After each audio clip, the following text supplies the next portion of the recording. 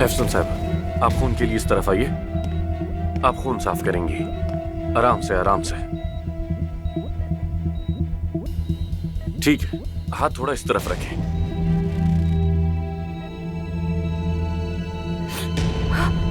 नब्ज नब्ज गायब हो गई है। मरीज शॉक में चला गया। क्या मतलब? फौरन यहाँ आओ। पाँव पकड़ो इनके।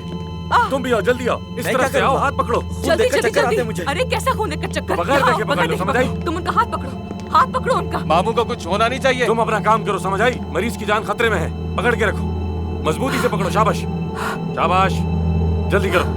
1 2 3, चलो चलो, बचाओ। शाबाश शाबाश शाबाश शाबाश शाबाश। पकड़े रखो इन्हें, पकड़े रखो, पकड़े रखो। हो गया, मैंने इन्हें एनेस्थीसिया लगा दिया।